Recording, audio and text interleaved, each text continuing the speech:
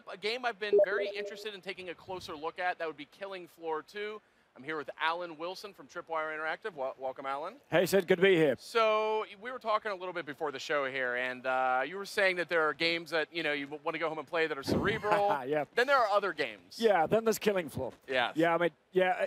As you said, we were talking about that thing that there's those nights when you go home after work and you want to play something that engages you, engages your brain and makes you stop and think for a couple of hours. And then there's those days when actually what you want to do is just go blow shit up and have fun and look cool and all that sort of stuff. And that's really where we pitch Killing Floor into that category. So the first game, I will confess I've not played it, unfortunately, but it's definitely a cult classic, big time. I hear people rave about it. Dying to sink my claws into this one.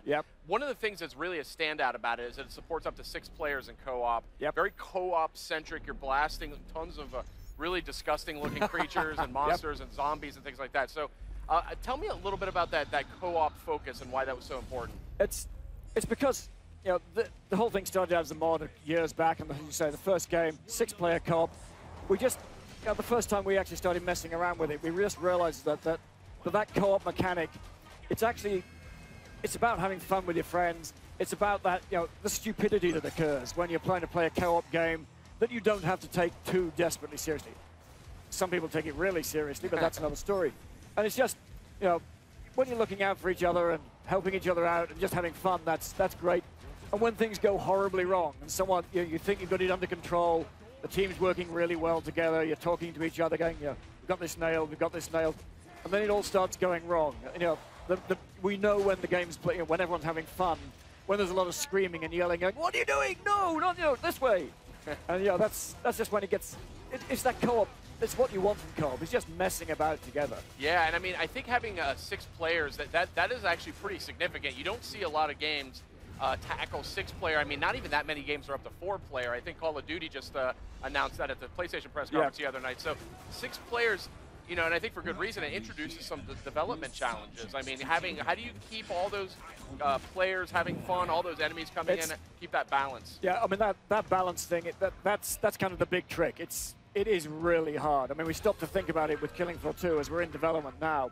When we're doing the testing, you realize with 6 players, 10 different perks, which are classes, 25 levels that you can level up with lots of different things happening as you level up. The combination and permutations is just enormous. So, I mean, the only way to balance it, it's just we have to play a lot, which is a shame, really. So we have to play a lot. So it's about just getting in there, testing stuff. There's a whole ton of stuff you sit down and try and work out.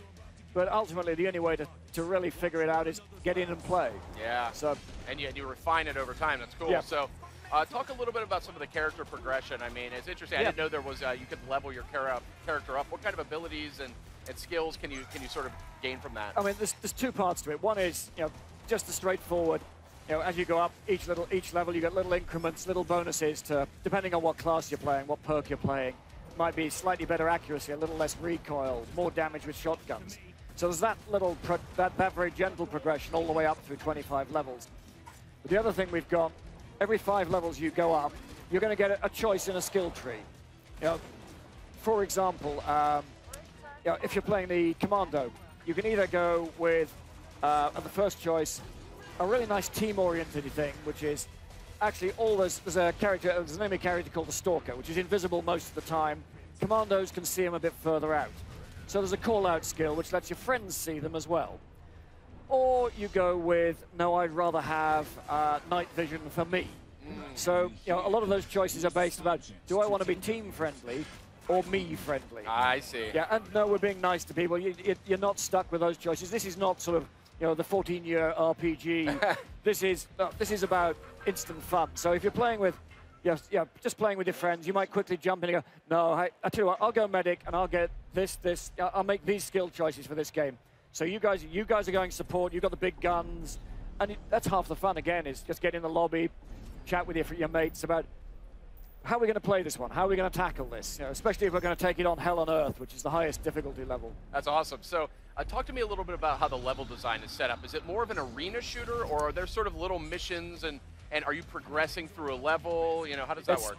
It's built as an arena shooter. Now, as we're going through development, we're actually trying out a few little tricks and a few things to persuade people to move around the levels. I mean, one of the things is that, you know, end of each wave, you go, you know, you've earned money, you've earned dosh, go buy bigger guns.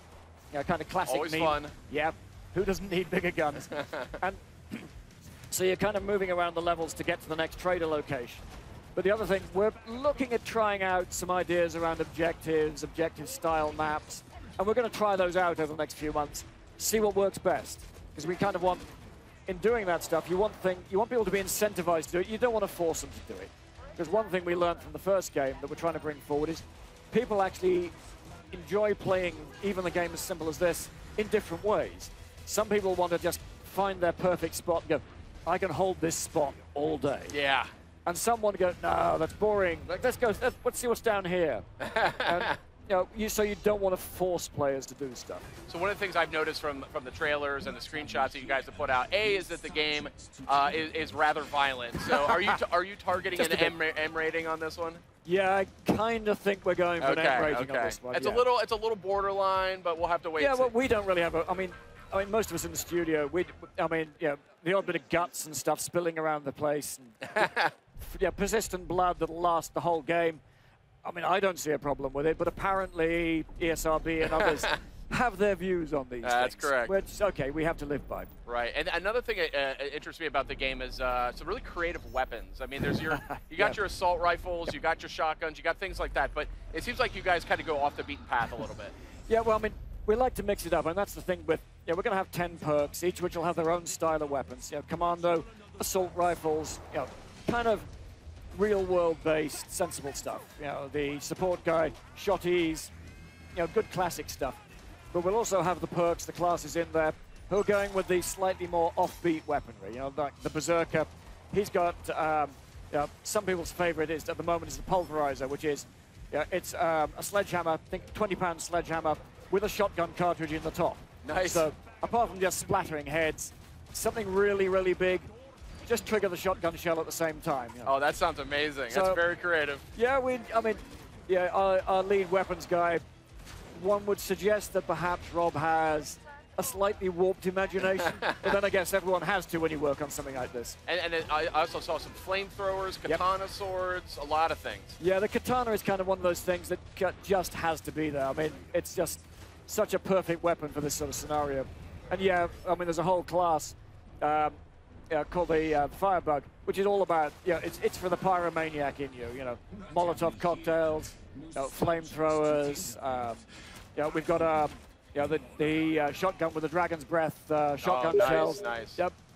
I mean, all that stuff's great fun. I mean, it's about mayhem. So how many different ways can we create mayhem? All right, very good. Final question for you: Are you guys looking into taking advantage of any of the PS4 or the DualShock 4's controller functions, like be it the touchpad or the light bar, things like that? We're actually still working on the controller at the moment, and we were talking about this earlier. We'd love a chance to get an early access program. We were talking to Sony about that, and this is why we're doing PS4. Is we've always had a good relationship with Sony, and that's gone so well. But we'd actually like to try out some of those things, because one thing we don't want to do is just go, here's the answer. We don't. We come from a background that started out in modding, which is about where you work with the community a lot.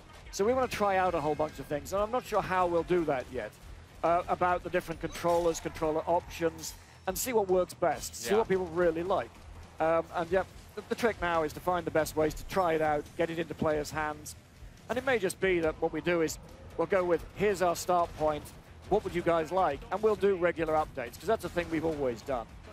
It's just updates as often as possible, which, again, part of the discussion with the Sony guys has been about how do we do that? Because we're used to that idea that, hey, if we could do this a bit better, let's make a change. If it's the controllers, for example, hey, look, here's some great ideas that's come from the community. Let's rotate those in as quickly as we can. So there's going to be a level of trial and error, but we want to we'll get the basics all working and have everything there. But we're absolutely up for hearing back from the community about what would you like to try? What would you like us to try?